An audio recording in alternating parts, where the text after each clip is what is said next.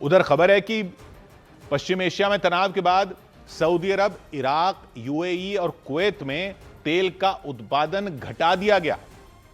बताया जा रहा है इन देशों ने तेल के उत्पादन में रोजाना 67 लाख बैरल की कटौती करने का फैसला किया, जिसे इन चारों देशों के कुल तेल उत्पादन का करीब 1/3 हिस्सा बताया गया। और माना जा रहा है कि इसकी वजह से पूरी दुनिया में होने वाली तेल की सप्लाई पर भारी असर पड़ सकता है, जिसकी वजह से अंतर्राष्ट्रीय बाजार में अस्थिरता बढ़ सकती है और उसका असर पेट्रोल डीजल की कीमतों पर पड़ सकता है। सूत्रों के मुताबिक सऊदी अरब ने रोजाना 20 से 25 लाख बैरल कम तेल का उत्पादन करने का फैसला किया। यूएई रोजाना 5 से 8 लाख बैरल कम तेल का उत्पादन करेगा। इराक प्रतिदिन 29 लाख बैरल तेल का उत्पादन कम करेगा। तो कुवैत ने 5 लाख बैरल पहले के मुकाबले कम तेल उत्पादन करने का फैसला लिया। पश्चिम एशिया में तनाव की वजह से कच्चे तेल की कीमत $120 प्रति बैरल तक पहुंच गई थी, लेकिन युद्ध के जल्द खत्म होने की संकेत मिलने के बाद कच्चे तेल की कीमत गिरकर प्रति बैरल $85 तक हो गई। लेकिन अब जिस तरह से 4 देशों ने तेल का उत्पादन कम करने का फैसला किया है, उसका असर तेल की कीमतों पर देखने को मिल सकता है। उधर पहले से कंगाल पाकिस्तान पर एक और मुसीबत आ गई। अमेरिका, इजरायल और ईरान में छिड़ी जंग की वजह से पाकिस्तान में तेल का संकट खड़ा हो गया, क्योंकि जंग की वजह से पाकिस्तान में तेल की सप्लाई रुक गई।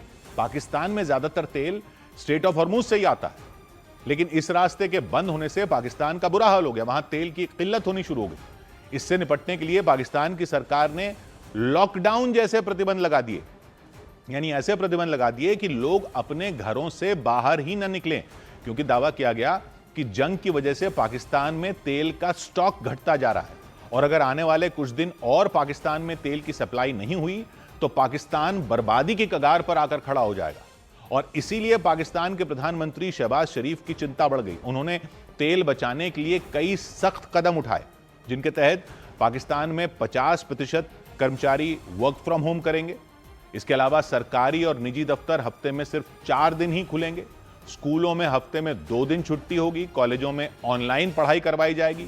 पाकिस्तान में की गई सख्ती से यह साफ हो गया कि वहां तेल का संकट गहराता जा रहा है। इसी वजह से वहां की सरकार ऐसे फैसले लेने को मजबूर हो गई जिससे तेल की खपत कम हो सके, क्योंकि पाकिस्तान को डर है कि अगर जंग लंबी चली तो उसका तेल का बचा गुजा स्टॉक भी खत्म हो सकता है। यही वजह रही कि पाकिस्तान की सरकार ने कई सख्त प्रतिबंधों का ऐलान कर दिया। पाकिस्तान की सरकार ने सरकारी गाड़ियों का इस्तेमाल आधा कर दिया। पाकिस्तान के मंत्री अगले 2 महीने तक वेतन नहीं लेंगे। सांसदों के वेतन में 50% की कटौती होगी। नई गाड़ी, फर्नीचर और एसी के खरीदने पर भी रोक लगा दी गई। सरकारी महकमों की गाड़ियों को मिलने वाले तेल में 50% फिल फॉर कटौती की जा रही है। पाकिस्तान सरकार ने भले ही इन कड़े प्रतिबंधों को लगाकर तेल बचाने की तैयारी कर ली, लेकिन वहां की जनता इन प्रतिबंधों से नाखुश नजर आई।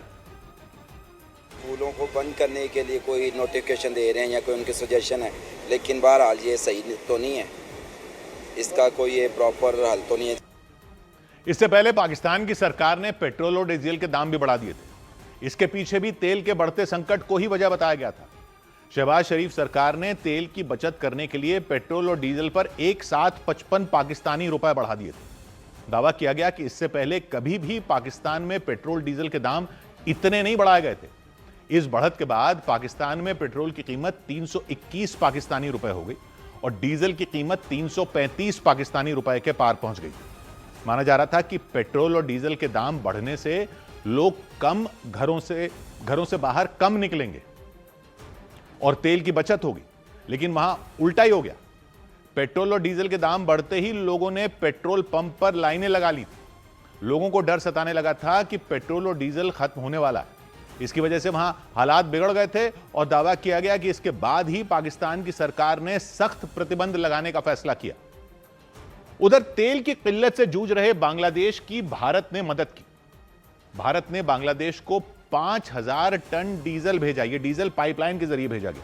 पश्चिम एशिया में छिड़ी जंग की वजह से पाकिस्तान की तरह ही बांग्लादेश में भी तेल की किल्लत होनी शुरू हो गई और इसी किल्लत को दूर करने के लिए भारत ने बांग्लादेश को डीजल भेजा। जानकारी के मुताबिक दोनों देशों के बीच एक समझौता हुआ था, यह उसी के तहत भेजा गया। इसके तहत भारत बांग्लादेश को हर साल 1,80,000 टन डीजल भेजता है।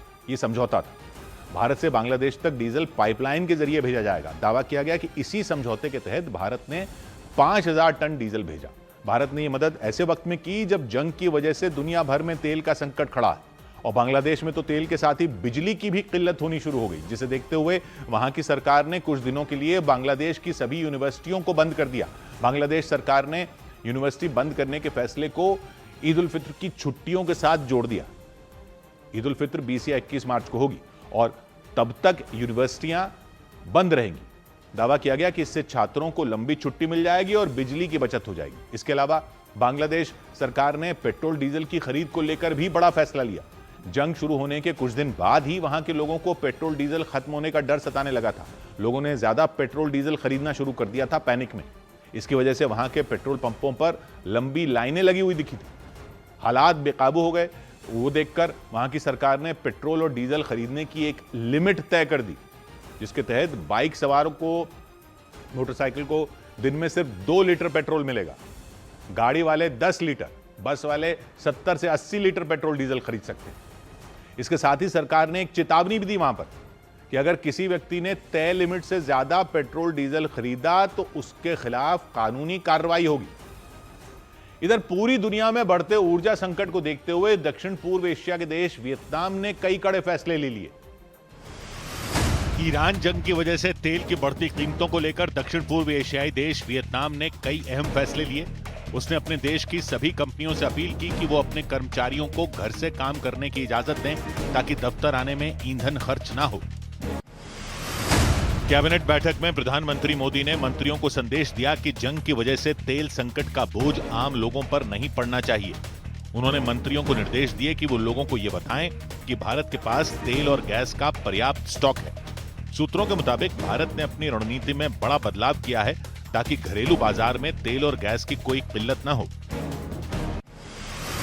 पूरी दुनिया में बच्चों के लिए काम करने वाली यूएन की संस्था यूनिसेफ के मुताबिक 2 मार्च से अब तक लेबनान में कम से कम 83 बच्चों की मौत हो चुकी है और 254 बच्चे घायल हो गए। यूनिसेफ ने जंग के दौरान बच्चों की सुरक्षा को लेकर गंभीर चिंता जताई।